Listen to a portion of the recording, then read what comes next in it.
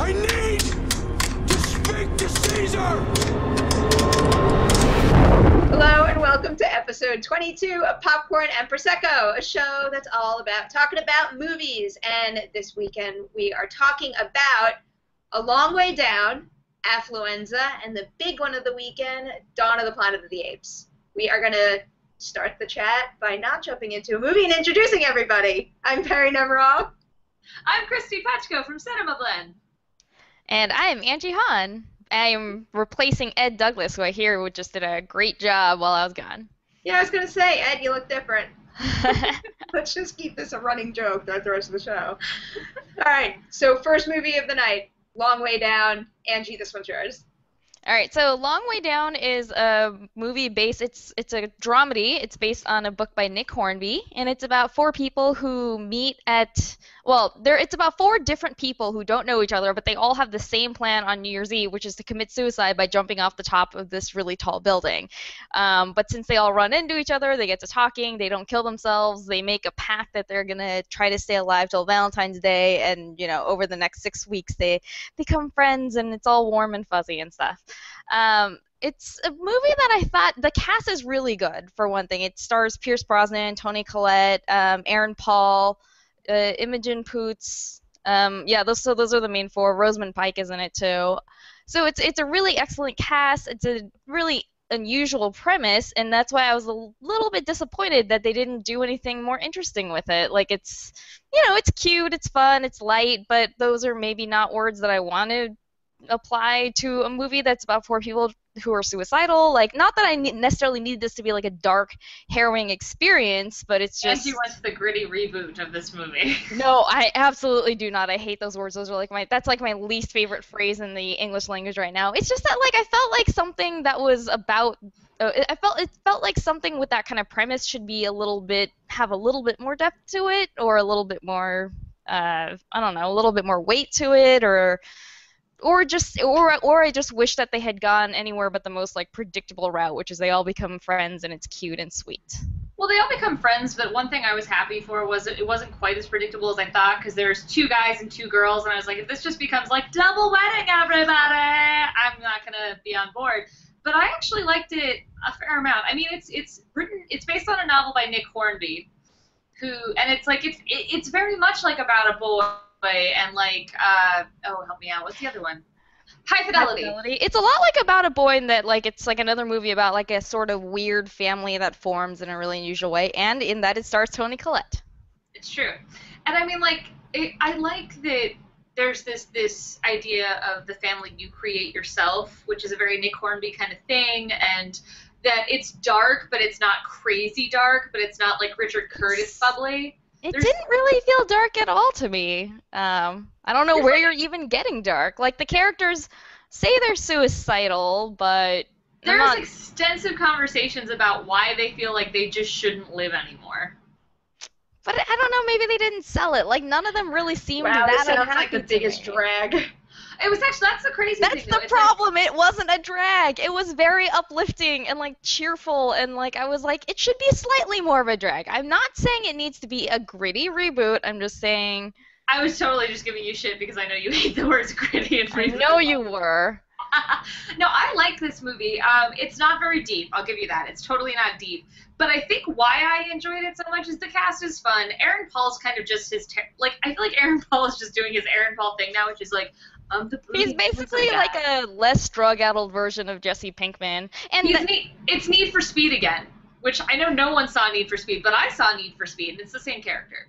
I feel like Aaron Paul is just always Aaron Paul, and that's fun. He's good at being Aaron Paul because he's Aaron Paul.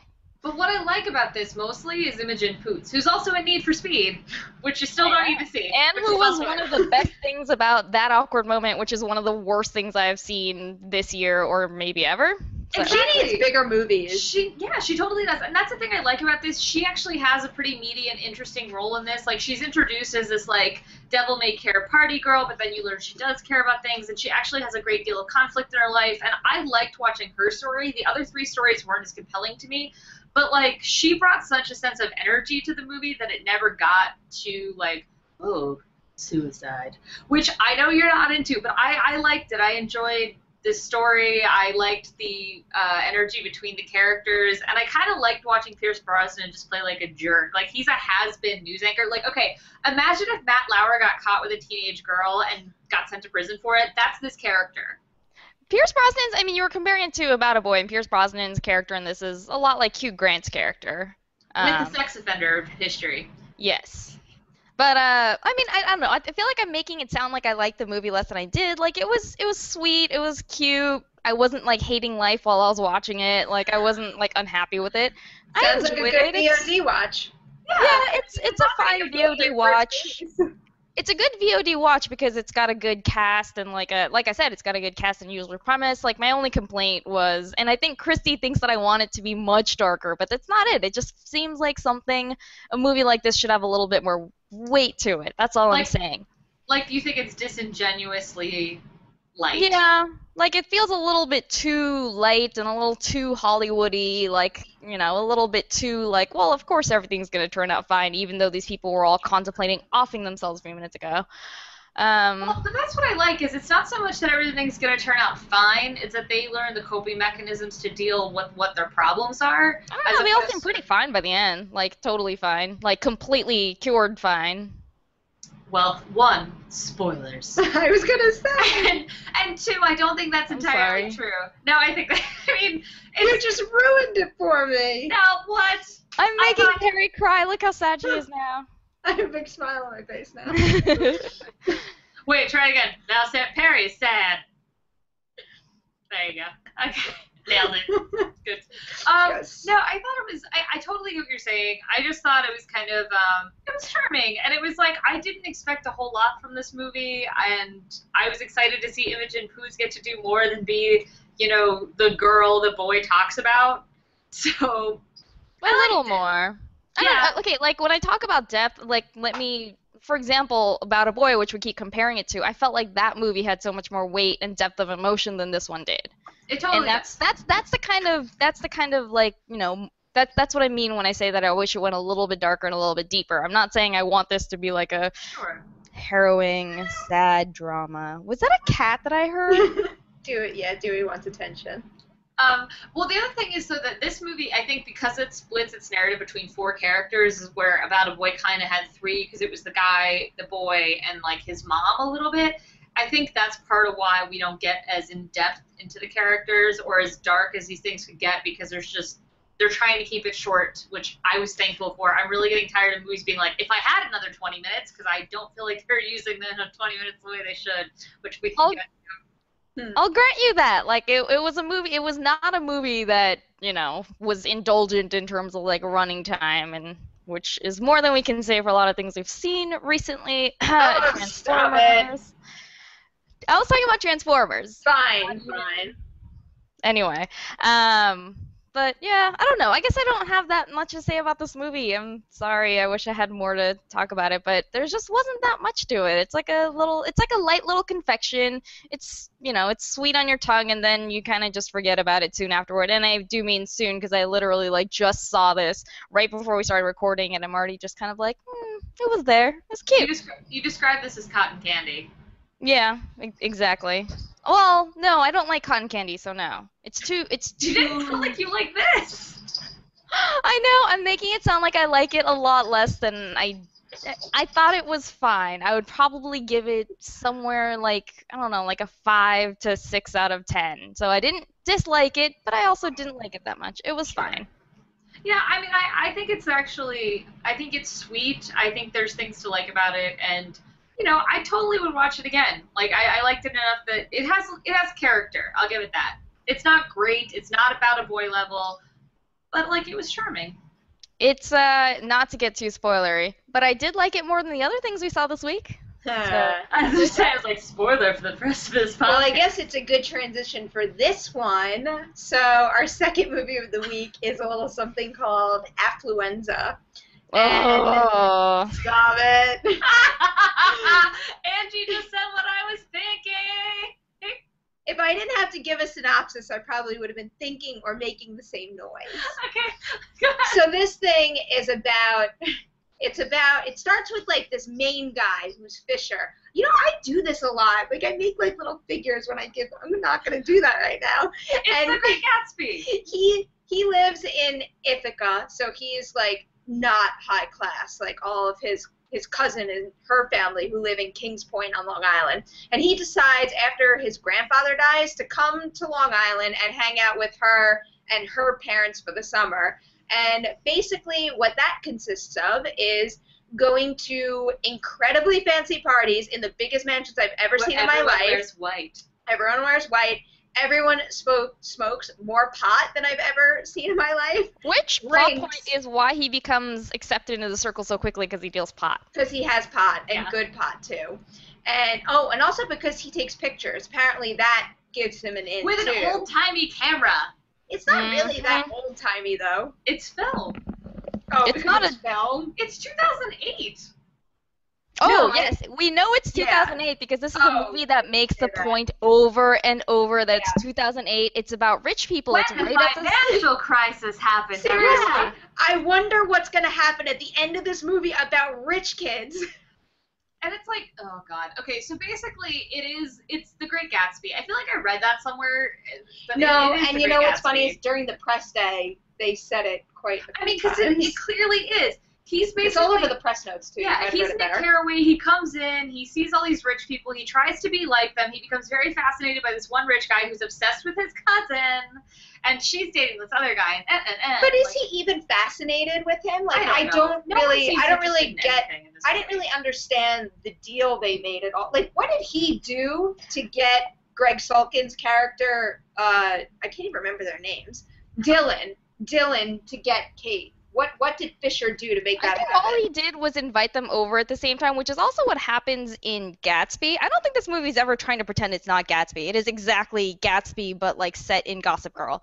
But why did he even need Dylan though? Sexy. It does sound interesting and sexy. This is the most like blandest, like laziest version of that description that I just gave that you'll ever see. Like it kind of like hits a bunch of the Gatsby plot points, like kind of because it has to. Like Perri pointed out, there's really no reason in this version why.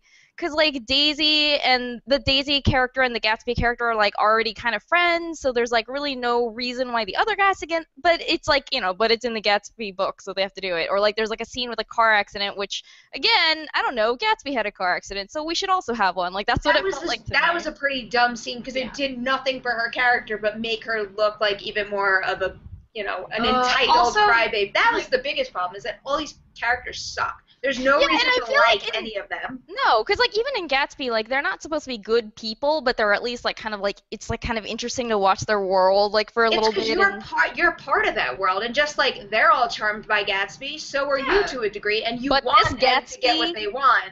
This Gatsby is a dick. Oh my god. He's not really Gatsby, though. No, he's Gatsby-ish. He's like the same name alone. He throws a weird party. He has this dream girl in mind. But I feel like they out him so quickly as being, you know, not what he makes himself out to be. Either way, he's basically Gatsby. Well, I'm just referring to them by their Gatsby names because I do not remember. I know they were like Fisher. Dylan, Kate, and Fisher.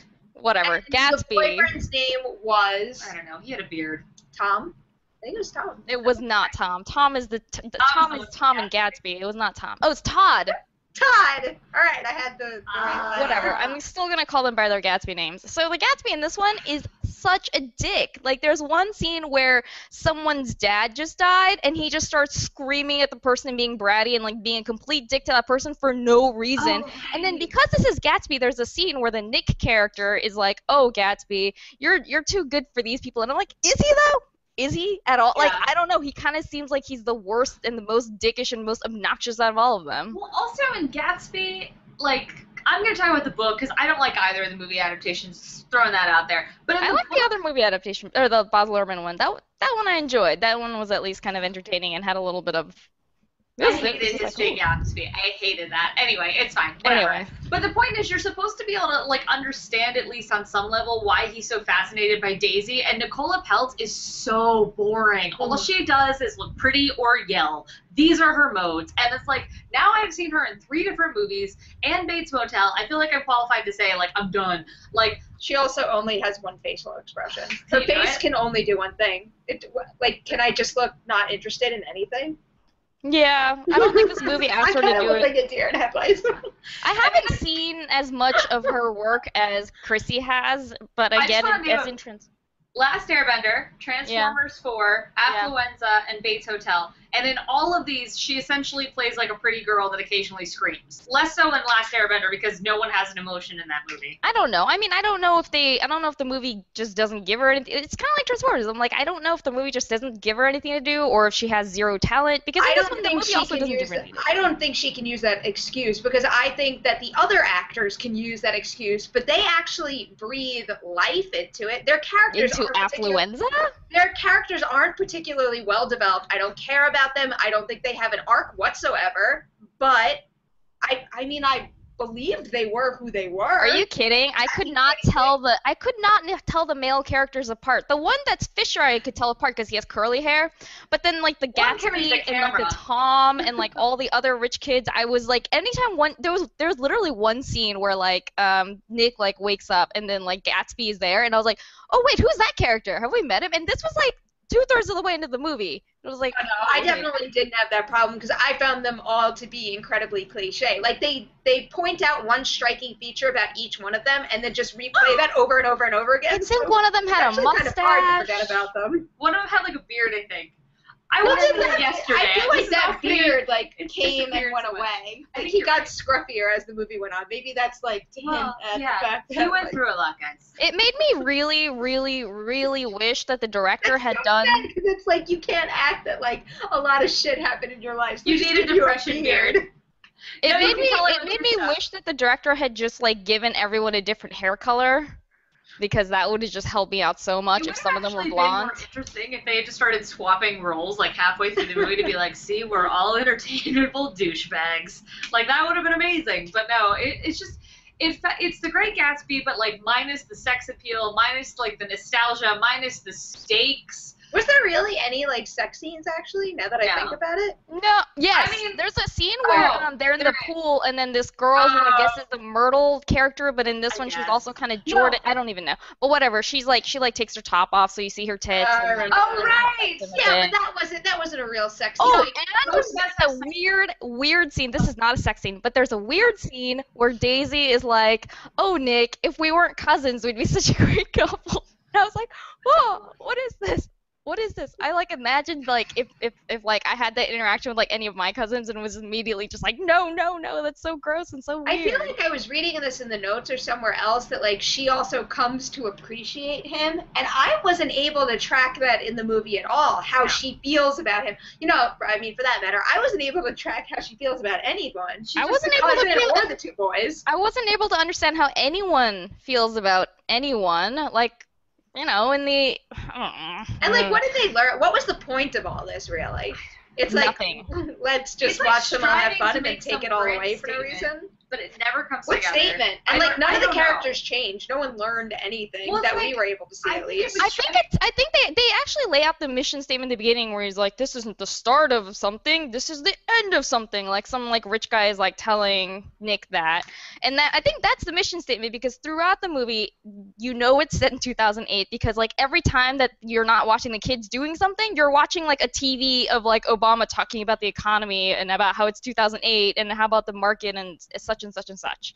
Like this is a movie that just really beats you over the head with it. In that way, it reminded me of that other movie that I didn't like, Killing Me Softly, which was another movie where every time there was any dead space, they'd be like, "Let's fill it with Obama talking about the economy just so people understand that this is about the American dream." I don't think people get it. We have to do it more.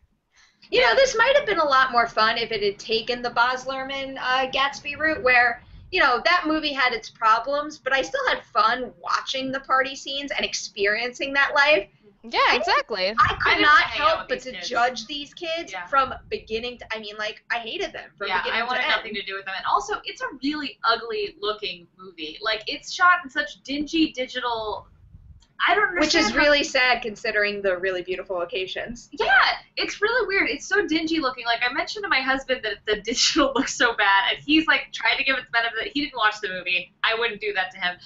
But he was like, well, maybe they were trying to shoot it like in era, like the Coen brothers when they use specific stock. I was like, I think you're giving this movie way too much credit. I just think it's bad digital. It's just ugly and murky looking. It's dingy. And just there was no color in this movie. It was just very blah looking. Yeah. There was nothing interesting to look at ever. I'll tell you right now, no matter what device you're watching us on right now, this is better quality. Even though my face is completely blown out right now, this is better. But look how well lit Kristy is. Exactly. Yeah. This I'm movie. so glad this made it into the episode. I wish that this movie had gone the more Gossip Girl route and just like kind of embraced how silly it is, because that would have been fun to watch if we were just like, we're gonna be like a melodramatic, over the top like maybe version if they of... were a little more Like, I aware wouldn't of the fact that they had all of this and it was absolutely crazy how they were behaving, but nobody really recognizes that. I mean, I guess that's the point of the character Fisher, but he, you know, when you're not connecting to him, how can you connect with that It feels concept, like there's really? like, it almost feels like it's trying to do a Sofia Coppola thing where it's like trying to show us what it's like to be these wealthy kids. Yes, I think and that's what it's empathy. trying to do. Yeah, but like, Yeah, no. but, you know, I like the bling ring.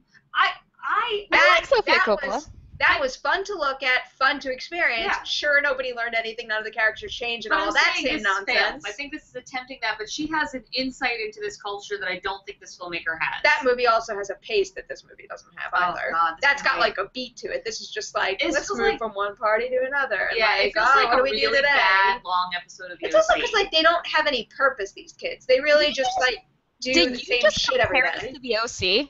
I'm saying like a really bad, like I'm saying like... No, even at its worst, the OC was a million times better. How dare you, Let me Kristy? restate. If like a couple of high schoolers got together and watched a few episodes of the OC and said we could do that, that's what this movie feels like. Thank you. That one I can live with. All right, so the consensus on this one, I mean, Yeah. I'm obviously saying pass. Yeah, Don't waste your time. Don't waste your money, because I don't know if you guys know this, but the economy's not great right now, so none of us have money to waste on this movie. Ouch. Pull quote right there. All right, the big one of the weekend, Dawn of the Planet of the Apes. Kristy, it's all you. Oh, right. I'm doing this one. Okay, so Dawn of the Planet of the Apes. I brought up the credits on my phone. Oh, please, you don't need to. I can name all the apes. I can name all the apes. Okay, so Dawn of the Planet of the Apes is the sequel to Rise of the Planet of the Apes and the prequel to all the other Planet of the Apes movies. And in this one, Caesar has broken ties from humanity. He has set up shop and society in the wilds of San Francisco. And humanity, as the introduction tells us, has mostly been wiped out by a simian flu, which I think the apes that escaped with him had. Is that right? Am I right? I think that, I think yeah. it's implied. I could have used a refresher, to be honest, Yeah. of Rise of the Planet of the Apes before seeing this, but I did probably not should do have as that. well. But I mean, it's fine. The movie doesn't really need you to know that. So he has set up a society, and some humans stumble into it, and it's like, oh, snap, humans still exist.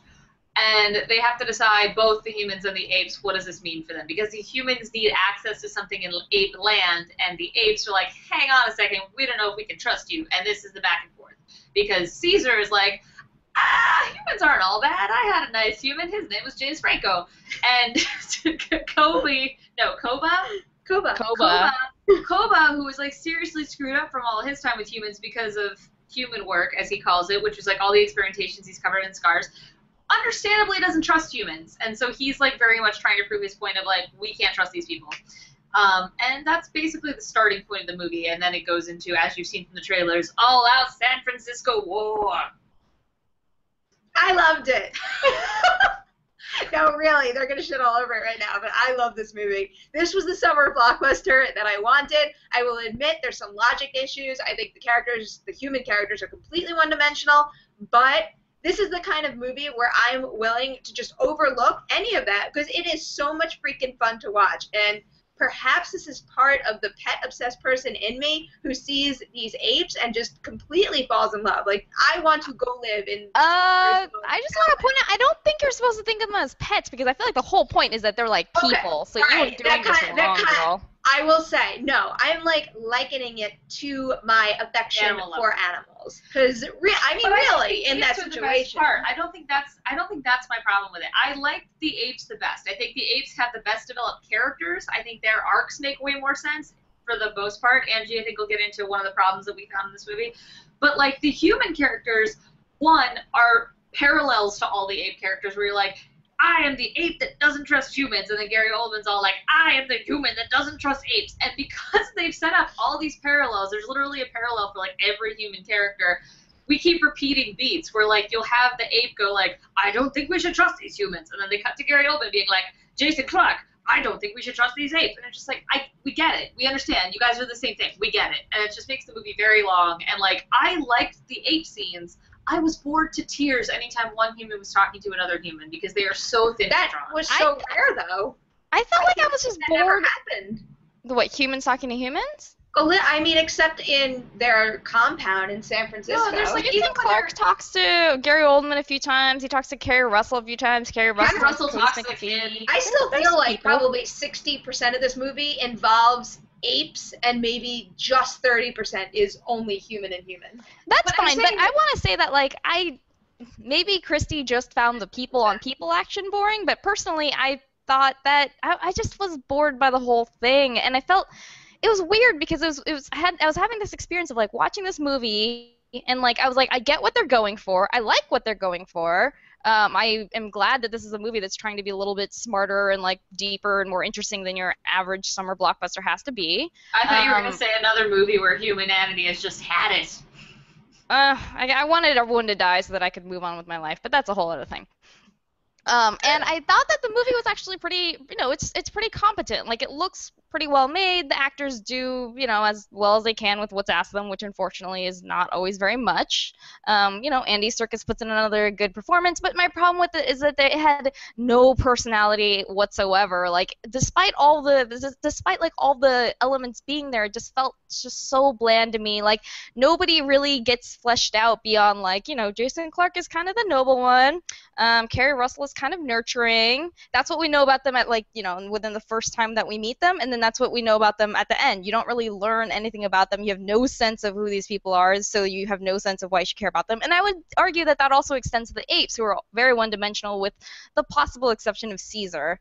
I don't know. It was, and without I had a lot more fun tracking the apes than you did, because yes, they all have their one little shtick and they stick to it. But when you look in their eyes and at their faces, you see their wheels in their head turning. Like, that's why I love the son character so much, is because they beat that story to death with him, wanting to follow Kobo a little. But I was so incredibly engaged with wondering what he was going to do and trying to figure out what he was really thinking and who he wanted to trust and what he cared about, that I didn't care. That's why I also completely overlooked the fact that the human characters essentially mean nothing. I mean, they're really kind of just there as props. I will 110% admit that. But I found the ape community so engaging. I mean, seriously, no, I agree. I walked out of that movie and I couldn't recall. All right, Malcolm. That's the only human name I can remember. I can name every single main ape because I freaking love them all. I loved watching them operate as a group. I cared about them all as individuals. Well, because they also established what they wanted and what their drives were, where the human characters, it was just like they want to survive, but then beyond that, we don't get much about their personality, except, like Angie said, these kind of, like, frankly, just so stereotypical roles of the man being like, I am noble and care for my son, the woman being like, I'm nurturing and care for everyone. Yes, I mean, there's one scene really early on with them where I kind of was like, uh-oh, is the whole movie gonna be like this? Where, like, he's like, I must go and, like, talk to the apes and do hero things, and she's like, oh no, baby, I'm so worried about you. Don't go. It's not safe. And I was like, oh god, we're having this scene in, like, the most boring way possible. Like, the dialogue was just so, like, it just, well, especially no personality or life to this at all. I felt like, and like so many of the human characters add so little to the plot, and to the point where you're just like, why are you here? Like the son character, they explain at length how the mission they're going on into Ape Country is incredibly dangerous, and he's like, but Dad, I want to go, and he's like, I'm safer here than I am in the colony. I'm like, in what way have we established that you're safer with your dad in an area where all these apes want you dead? Versus the colony. None of that ever mattered to me, though, because I came to care so much about the apes that the fact that the humans mattered, like, little to nothing, didn't bother me at all. During the human scenes, I was busy.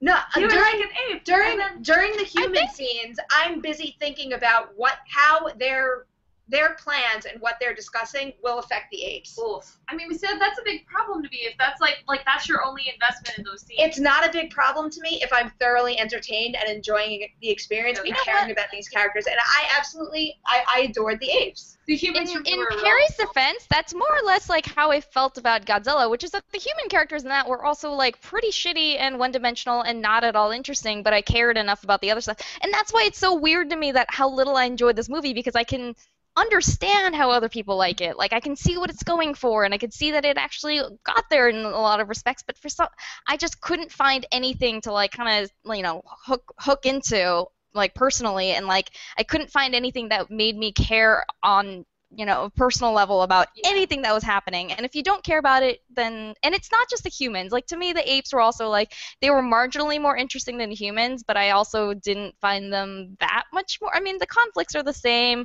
Like Koba, for example, is he starts out like, I was like, okay, he has some potential, because he starts out kind of seeming conflicted, where he's like, oh, he's friends with Caesar, but he also, like, he strongly disagrees with Caesar about whether humans can ever be trusted, and, that's causing some tension between them, and that starts out kind of interesting, and I don't think, this isn't spoilery, no, right? We can get into that, I think, right? All right, well, he pretty quickly decides, like, do you not want to, do you want me to save it for, all right,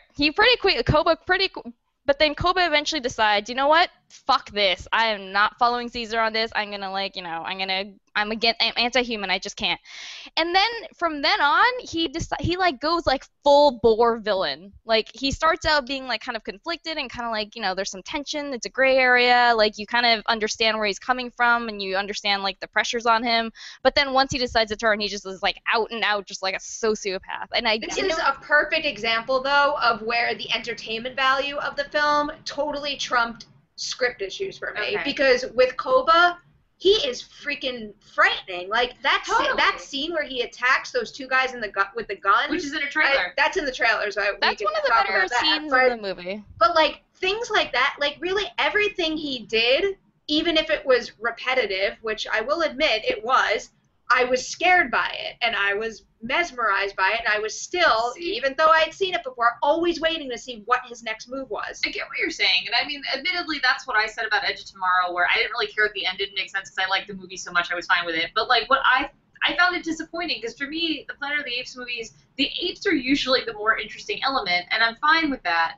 But like, I was sad to see the apes lose their humanity. So, like, this ape loses humanity so quickly, because he was a very interesting character, and then, like Angie said, they like hit this switch, and all of a sudden you can't connect to him anymore. And it's the same thing that we saw in like Amazing Spider-Man 2, where like you have these villains who are like, should I be good or evil? You know what? I'm gonna be evil, but not just evil, but like full on balls out, like crazy evil, and you're just like, that happened real fast. Yeah, this escalated quickly. Yeah. Yeah. I have to admit that Koba turns into a tyrant. That wouldn't have bothered me so much if I felt like we got there. I really wish this movie's script had focused more on the apes and less on the humans, and we could have had that arc. I think that would have been way more satisfying. The story is very black and white. I feel like everything is either one way or the other. Like, each character, they either want to make peace or they want to make war. Yeah. And there's really no one that's in the middle. But again, I criticisms aside, I was entertained by this movie from beginning to end. I absolutely adored the ape characters. I really felt for them, and that kind of just influenced my entire experience with this movie. I don't care about any of the flaws. This is my favorite movie of the summer. I was thoroughly entertained, and I love it. I want more of this. All right. Well, I think that it's a competently made movie. I don't think it's a bad movie. I think a lot of people will enjoy it. I know a lot of people will enjoy it because most people I have talked to like this movie way, way more than I do. I just wish this movie had more personality. I wish that this movie had ground to a screeching halt for 10 minutes so we could talk about rape laws in Texas, for example. Just like to have something that was like, oh, okay, that was an interesting choice that you made, because the choices just didn't feel that interesting to me. I have to say, I think there are some fun choices. Like, for instance, one part where I think it's in the trailer too, where you see a ape on a horse with dual machine guns. That should have been way more awesome than it was. I'm not gonna by the time that actually happened, I was like, nope, I'm done with you, movie. I'm bored. I wanted this movie to be tighter and more about the Apes, and honestly, like, because I like the old one so much, and I'm not saying Dawn or Rise, I'm saying, like, way back, like, I just expected there to be a little more, I mean, personality, I guess, is really the best word. I think it's okay. I know most of the other people we saw it with really loved it. They were more on Perri's side, so Angie and I are kind of the odd ones out on this. But I don't know, man. I really like the earlier ones. This bummed me out. It was a disappointment for me. All right. I loved it. I just want to sneak that in. That's the last word. You know, I wanted to say it so badly. Yeah, I gotta say, the 3 movies this week, if I were gonna say pick one to watch, I'd go A Long Way Down, and that's not a huge recommendation because I just liked it. I didn't love it. I'd 100% say Dawn, Planet of the Apes. I feel conflicted because I feel like Just Dawn pick is Affluenza, actually a 'cause now we're better leaving movie. it out. I feel like Dawn is actually a better movie, but I had more fun with Long Way Down. All right. So that's all the time we have for this week. You can catch Popcorn and Prosecco all over the place if you like us. We are on iTunes now. So go there, watch our episodes, and be sure to comment and star us, rate us, because that really helps and we would really appreciate it. And subscribe! That too. And also, we are on popcornprosecco.com, Twitter at popcornprosecco, and obviously on YouTube as well, Popcorn Prosecco. And then all 3 of us are all over the web. Angie, you want to take it first? Yes, you can find me on Twitter at AJHAN, and I write for slashfilm.com. Kristy? I'm at Kristy Puchko on Twitter. I write all over the place, but if you follow me at decadentcriminals.com, you'll get the highlights. And you can catch all my writing at littlemostcritical.com, and my Twitter handle is Nemiroff. Thank you guys so much for watching. We will see you next week. We've been through hell together.